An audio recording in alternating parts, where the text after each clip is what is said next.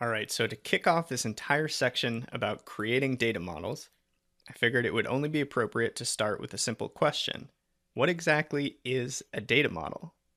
Now consider a relationships view that looks like this. We've got three different tables here, a product lookup table and two data tables, sales and returns. This alone is not a data model. What we're looking at here is a collection of independent tables which share no connections or relationships.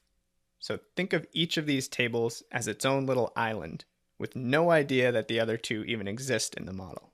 And what that means is that if you were to try to do something like this, breaking down a field from the sales data, like order quantity, or a field from the returns table, like return quantity, and break those quantities down by a field from the product lookup table, you're going to get the same grand total in every single row of the table. And again, that's because both the sales and the returns data tables have no idea that there even is a product lookup table that exists in the universe, let alone how to break down those quantity values by individual product names. So if this is not a data model, then what is? Well, let's consider that same structure, that same relationships view, except now we have relationships connecting the tables together. This is a data model. And again, it's a data model because the tables are now connected via relationships based on a common field or key, which in this case is the product key column.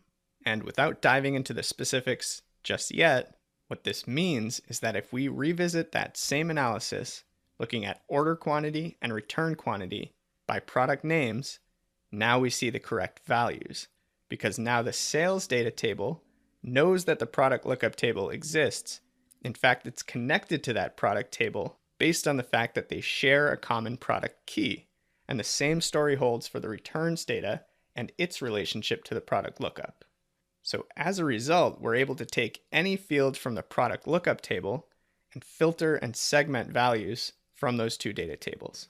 Now you'll see that same familiar grand total row at the bottom, but now we get accurate numbers for each individual product. So this is obviously a relatively simple example, but it's this core concept of joining and blending our data together using table relationships and common keys that will be the focal point of this entire section of the course. And it's this core concept that's going to enable us to do some really interesting, really sophisticated analyses. So let's shift gears, open up our AdventureWorks file. I want to show you what this looks like in the Power BI environment. All right, so once you've opened up the AdventureWorks report file, you're going to want to make sure that you're using the latest version after the homework assignment from the last section. So you should see a product category and a product subcategory table. We're going to go into the report view now for the first time. And there's going to be an entire deep dive section covering all of these visualization and reporting tools. But for now, we're going to use one type of visual in particular called the matrix, which looks like this. And the matrix acts kind of like a pivot table. You can analyze values from a numerical field and break those values down by dimensions placed in rows or columns. So in this case, our values are going to come from our AW sales table, specifically the order quantity field. So let's click and drag that order quantity to values, and you'll see the total quantity from that column populate here in the matrix, 84,174.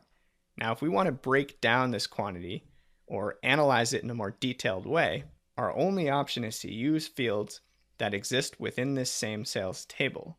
So product keys, for instance, can be placed on the rows, and now we see those order quantities broken down at the product key level. So that's all well and good, but we're extremely limited by the scope of that table. And to show you what I mean, let's go ahead and remove that product key. Let's go into the product table itself, which contains all sorts of interesting information about those products, the price, the name, the description, the color. And let's say we want to break down those quantities by product name. When we drag that field into rows, we get that same grand total over and over and over and over and over again, which is the exact same issue that we saw earlier on the slide. The sales table has no idea that a product lookup table even exists. As a result, it has no way to break down those quantity values based on any field in the product table. So this limitation is exactly why we need to build out a data model, and exactly why we're going to spend so much time learning how to do that in this section of the course. So stay tuned, more to come.